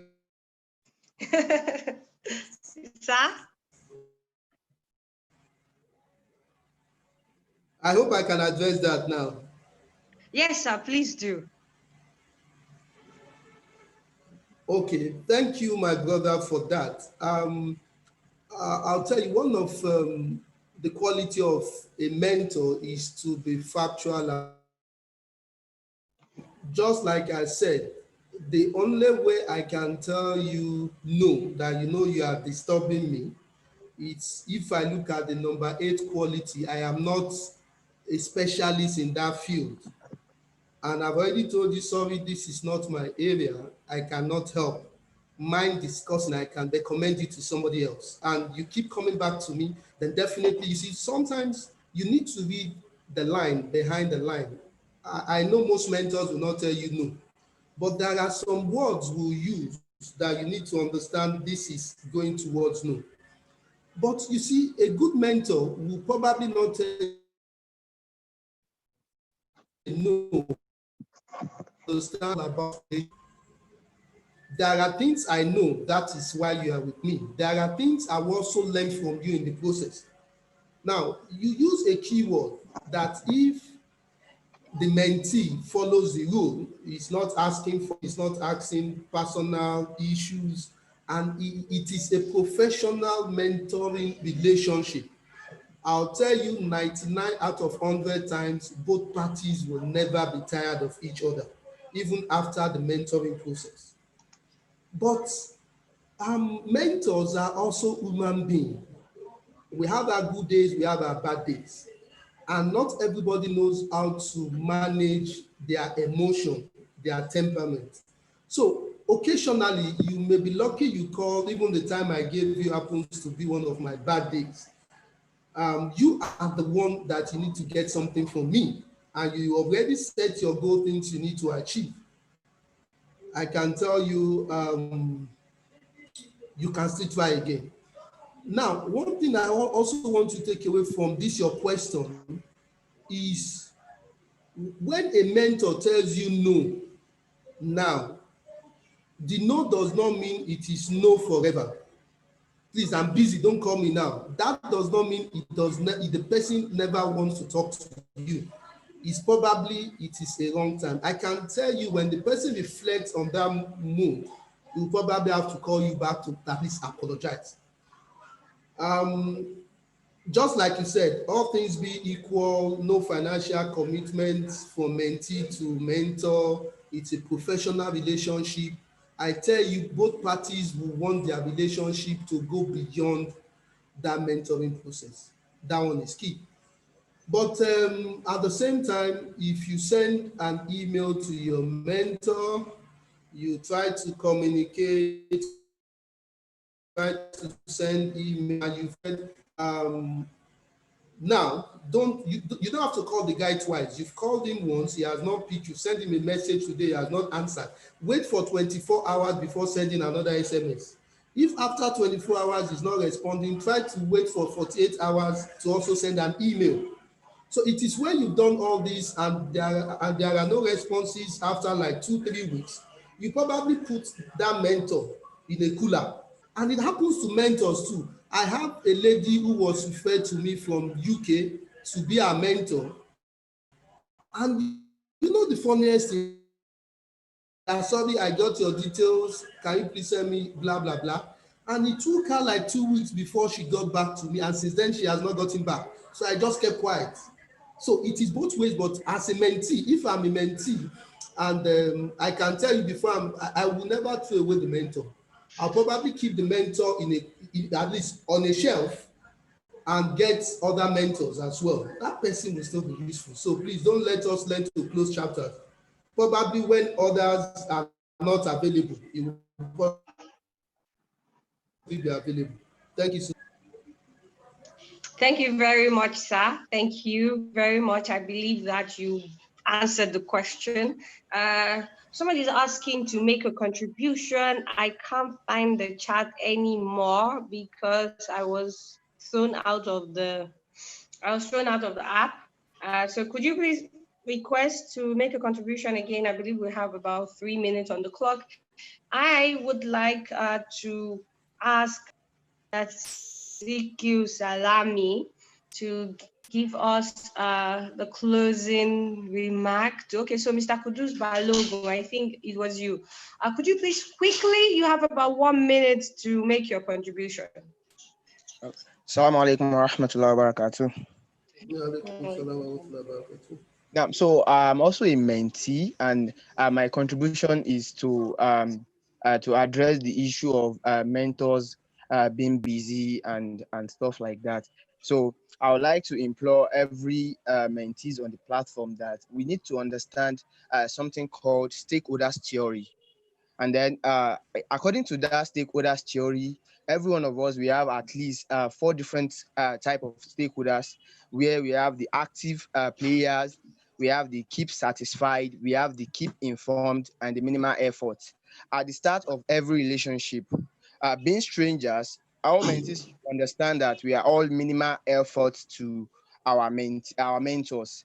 So as much as possible, when you are sending them mails, issue or messages, we need to understand that they have other people's, like the key players who they need to attend to. They have their keep satisfied, maybe their bosses at work, key players being families, and then they have their keep informed who are friends before it gets to us, minimal effort. So as much as possible, we need to exercise patience while we are sending our mentors messages. And then one thing we should try as much as possible to equip ourselves with is a high level of emotional intelligence, so that we can be able to understand that when a mentor is not responding to our message immediately, sooner than later, he or she will definitely respond after we reminding the mentors that we have something pressing. We don't go to our mentors just chatting, salam alaikum, just say I should check on you, or salam alaikum alone, and then you stop. Salam alaikum, list your complaint, list your concerns immediately, and that's just it. Thank you very much for this Thank wonderful you opportunity. so much. Thank you. That was an insightful contribution. Sort of like you said everything that I would have added to say. So thank you so much, Mr. Balogun, for that. Please let me remind you that, like every relationship, there is a goal for mentorship relationship, and your goal is important. I think a lot of times, like he said, sending somebody a message, I should give it to you. You're just watering down your relationship with that person. You must always keep your eyes on the goal. And the goal is to achieve your personal development or career development. And anything that you will do to derail from the goal must be avoided at all times.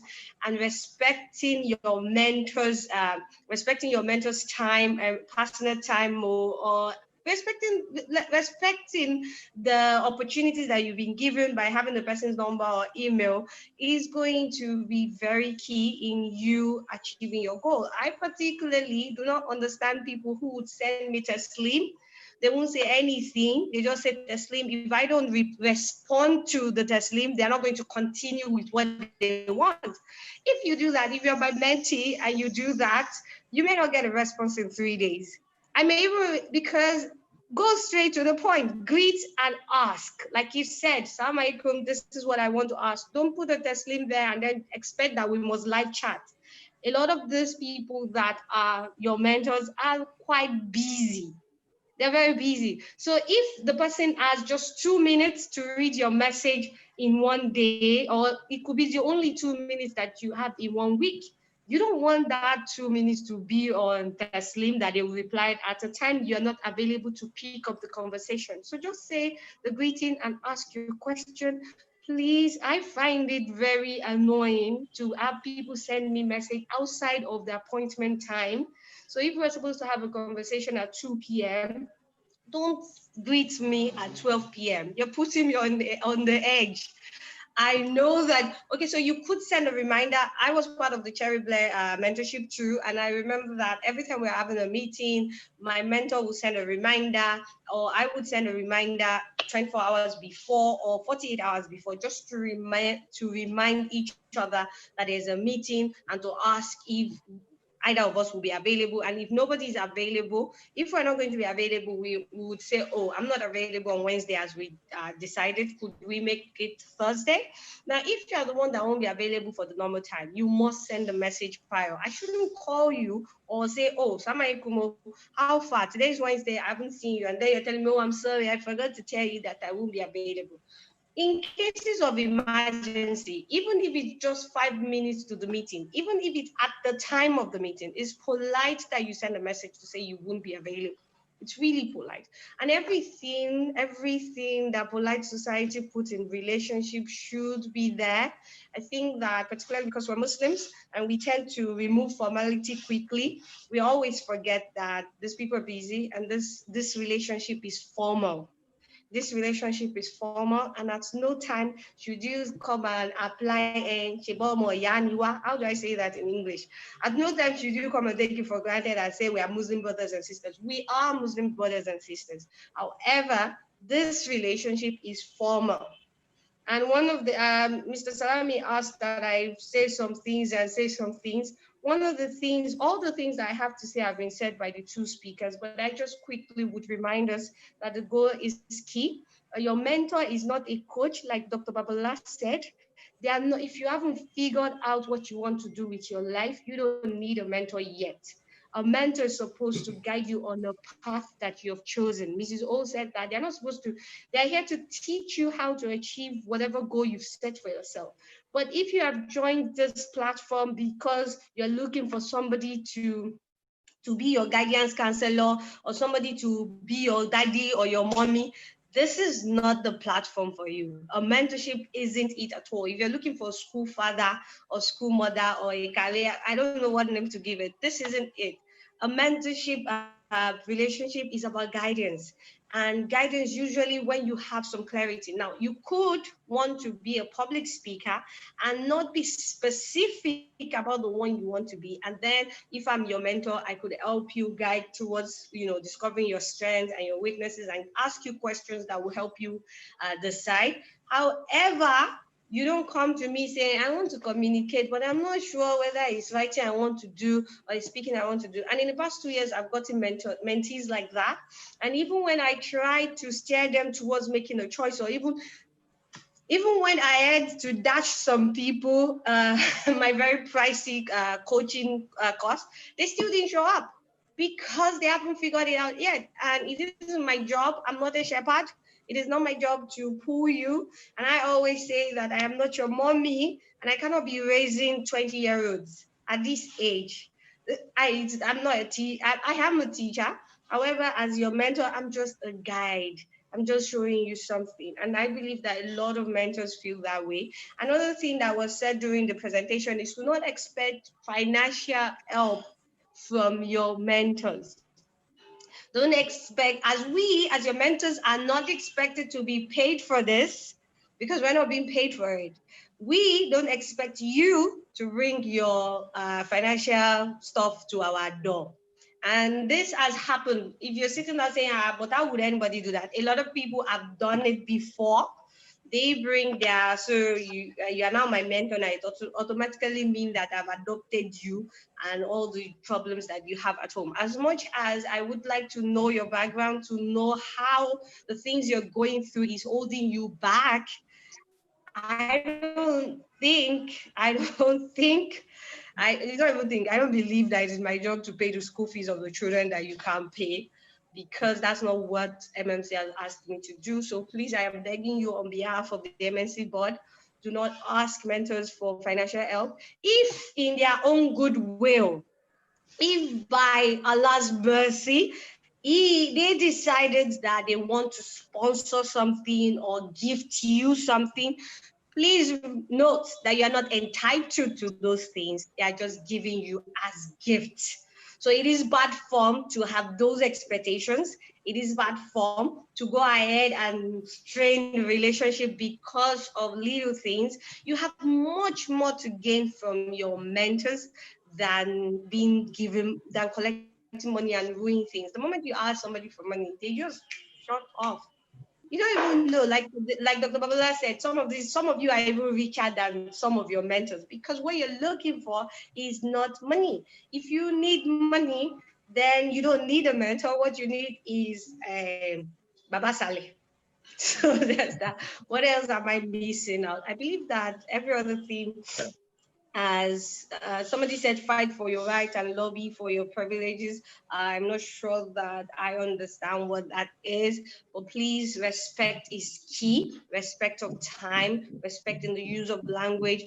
For one question that I would quickly contribute to, somebody said, what if you have a mentor who, you are a creative person, you are an innovative person, but your mentor is quite laid back and they don't believe in taking certain risks? I personally would say that you should listen to the person's wisdom. A lot of older people are more careful than us young people.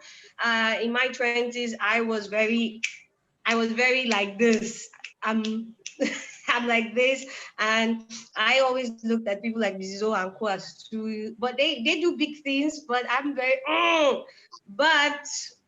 but looking back, I would say that there's some of the gentle part of them that I wish I'd listened to. However, if you feel that your mentor is not just trying to caution you, but they are blocking you, I think you have a wrong mentor for a wrong goal. You may need to go find a mentor like Elon Musk or somebody who is ready to take all the risk and do big things. And then probably just keep that other person for days when you need somebody to remind you that you're human and should be careful. And I think that's that. That answers all the questions. Mr. Salami, do you want Thank to you. add something Yes. before we close this? I think we can close it. It's already past time. We can So close it. thank you all, everyone, for coming. I will see you tomorrow. We have another masterclass tomorrow with Dr. Shodi. I believe the registration is closed, but if it's not, you could sneak in before tomorrow. And for those of us that have registered, we can wait to have you. Assalamu alaikum wa rahmatullahi wa barakatuh, everyone. That's it. Bye. Thank you, Doctor. We're really grateful to have you. May Allah continue to be with you, sir. I knew how so long much. we've been on this. But you know the funniest thing, I just pick up a mentor on the platform now. So you see, it's so interesting. so that's when want to pick up a mentor too. You spoke about patience. So my patience paid off. You know, it's been a long time I've been on you, sir. Please, my sincere apologies. Imagine, you know, I was saying Sunday. Now look at me. I am just between Akure and Ibadan. I just had to pack. I said, look, I have to attend to this, my brother. If not, it's an unforgivable sin. My sincere apologies. My patience paid off lastly. Thanks so much, sir. We're really grateful. May Allah continue to be with you and be with your family. Thank you, Doctor. May you continue Please to close it. enlarge your coast. And same for Mrs. O, because it was impromptu for her too, and she listened to us. We pray Allah continue to be with you both. We are deeply grateful, and we are grateful to everyone that came, that showed up. A number of people, in fact, over 200, close to 250 people registered. Here we are, not many of them showed up, but that's beside the point. It's not so much about the number, it's about the very few that are willing to learn. So for us, it's about the impact. It's not just about the number. So we believe that we've made progress with this. A couple of people have learned one or two things, and we believe that that will make significant change in how we do the program going forward. So we are deeply grateful for everyone that showed up. And Sister Mutia, I'm very grateful. This also came to you on short notice, and you listened to us. We are deeply grateful. So, and thank you, everyone. I'm honored. Thank you very much for the invitation all the time. Thank you. Thank you. So thanks so much, Doctor. Thank you, sir. Yes, sir. Sister Sophia, I think that you would have to talk to Mr. Salami about having me as your mentor, because I think the stuff is closed, the scheme is closed. And Mr. Salami, I've only seen one of the mentors, one of the mentees that you gave me. I don't know where every other person is, but I shall be expecting them to reach out. You should be patient. And you'll be patient, yes. I've learned that. I shall be expecting them to reach out whenever they can. So Sister Sophia, you can always reach out to me on WhatsApp. In case somebody doesn't show up, then you can show up. I'll just replace them with you. Thanks so much, everyone. I need to quickly run up to do something. I think it's time to end the meeting, right? Yes. Thank you. Assalamu alaikum. Alaikum salam.